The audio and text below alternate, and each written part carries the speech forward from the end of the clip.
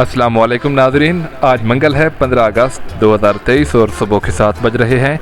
Programme सुनने की बात के साथ खबरिस्तान टीवी पे हाजिर है अब्दुल्ला फारानी और पेश करते हैं आपके लिए इस्लामी वाक़यात पे मबनी दिलचस्प रिपोर्ट।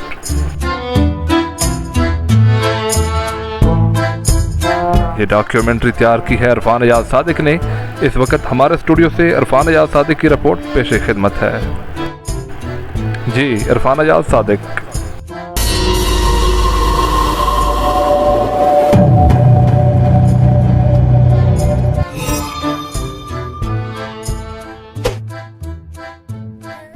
तारीख गवाह है कि थोड़ी ही देर में पादरी की क़ियादत में तमाम शहर के लोग घरों से निकल आए।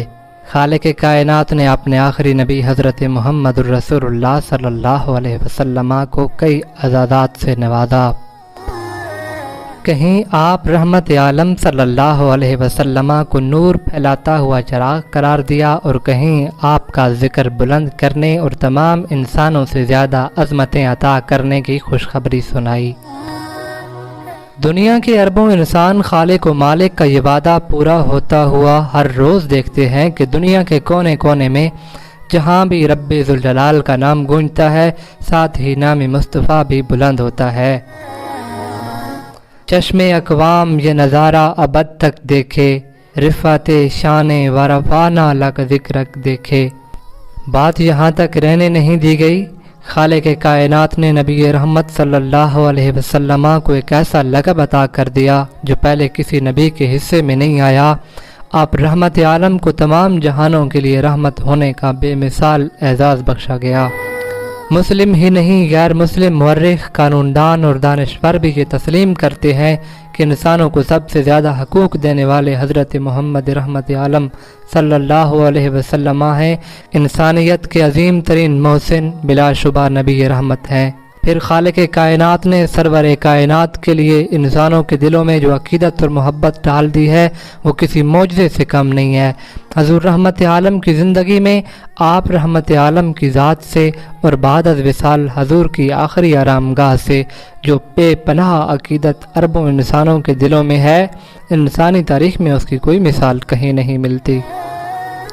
1000 साला मुस्लिम तारीख़ के सबसे बड़े शायर और मुफक्किर डॉक्टर इकबाल ने बिल्कुल दुरुस्त कहा है कि वो जगह इतनी मुक़द्दस और इतनी नाजुक है कि हज़रत जुनैद और हज़रत बायज़ीद जैसी हस्तियाँ वहाँ जाकर हाज़री के वक़्त अपने होश व हवास खो बैठती हैं।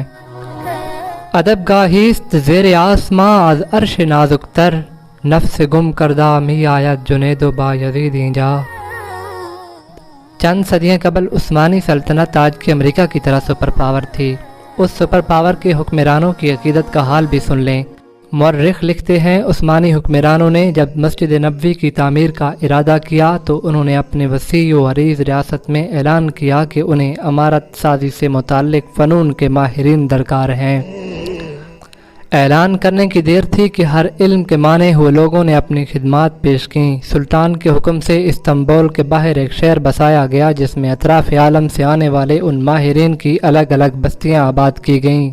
उसके बाद अकीदत और हैरत का ऐसा बाब शुरू हुआ जिसकी नज़ीर मिलना नामुमकिन है। खलीफा वक़्त जो उस वक़्त दुनिया का सबसे बड़ा हुक्मरान था, शहर में आया और हर शोबे के माहिर को ताकीद की कि अपने ज़हीन तरीन बच्चे को अपना फ़न इस तरह सिखाए कि उसे यकता व बेमिसाल कर दे।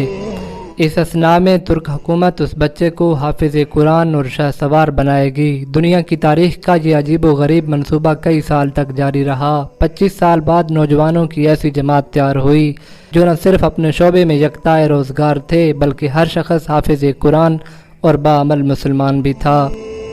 ये लगभग 500 अफराद थे। इसी दौरान तुर्कों ने पत्थरों की नई कानें दरियाफ्त की, जंगलों से लकड़ियाँ कटवाईं, तख्ते हासिल किए गए और शीशे का सामान बहम पहुँचाया गया।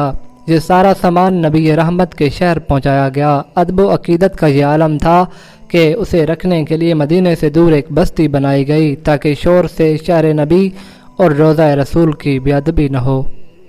सुबहान अल्लाह। नबी रहमत सल्लल्लाहु अलैहि वसल्लम के अदब की वजह से अगर किसी पत्थर में तरमीम की ज़रूरत पड़ती तो उसे वापस अपनी बस्ती भेजा जाता ताकि हज़ूर रहमत आलम की आरामगाह के करीब मामूली सी आवाज़ भी पैदा न हो। माहिरीन को हुक्म था कि हर शख्स काम के दौरान बावुज़ू रहे और दरूद और तिलावत कुरान में मशगूल रहे।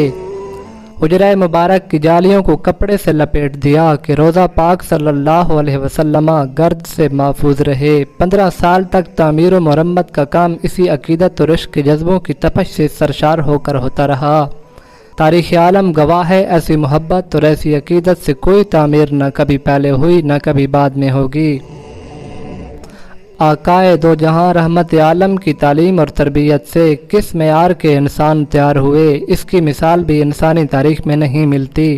ایک روح پرور واقعہ سن لیجئے۔ مسلمانوں نے سمرقند فتح کیا تو اس کے چند روز بعد وہاں سے ایک قاصد اسلامی سلطنت کے حاکم اعلیٰ سے ملنے کے لیے چل پڑا۔ اس کے پاس ایک خط تھا جس میں غیر مسلم پادری نے مسلمان سپاہ سالار قتیبہ بن مسلم کی شکایت کی تھی۔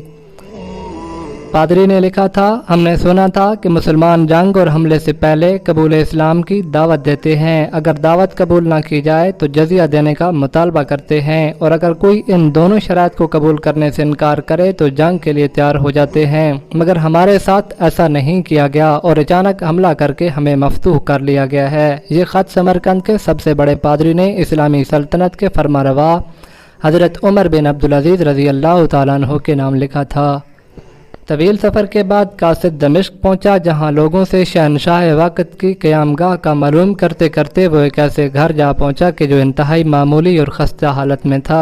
اس معمولی مکان کا مکین ہی حاکم وقت عمر بن عبدالعزیز تھا۔ قاصد نے اپنا تعارف کرایا اور خط عمر بن عبدالعزیز کو دے دیا۔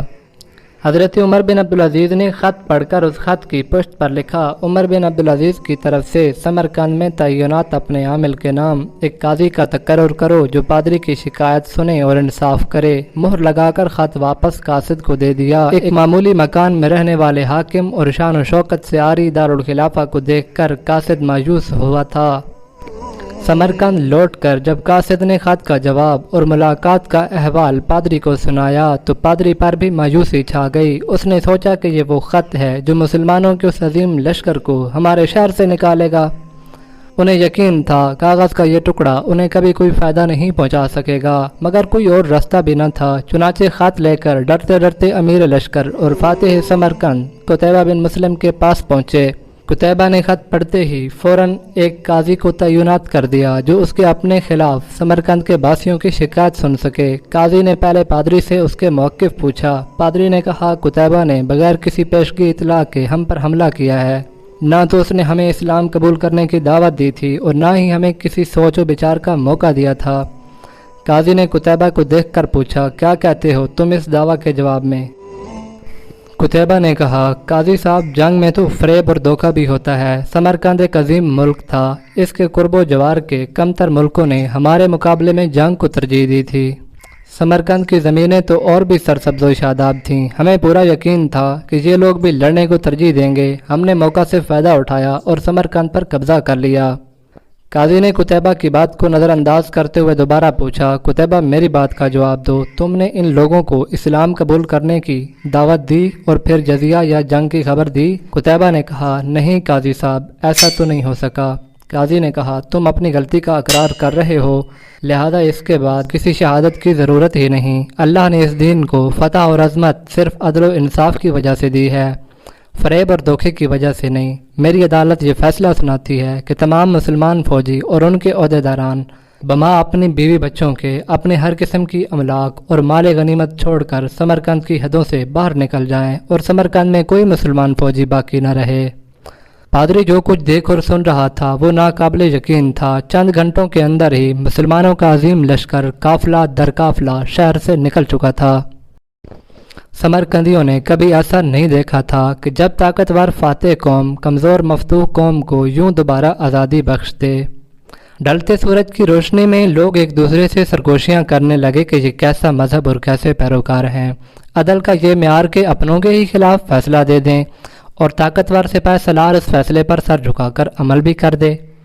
تاریخ گواہ ہے کہ تھوڑی ہی دیر میں پادری کی قیادت میں تمام شہر کے لوگ گھروں سے نکل آئے، لشکر کے پیچھے سرحدوں کی طرف دوڑ پڑے۔ پھر سمرقند کے باشندے کلمہ طیبہ کا اقرار کرتے ہوئے واپس جانے والی فاتح فوج کو منتیں کر کے واپس لے آئے کہ یہ آپ کی سلطنت ہے اور ہم آپ جیسا عالی کردار اور منصف مزاج حکمرانوں کی رعایا بن کر رہنا اپنے لیے فخر سمجھیں گے۔ دین رحمت نے وہاں ایسے نقش چھوڑے کہ سمرقند طویل عرصے تک مسلمانوں کا دارالخلافہ بنا رہا۔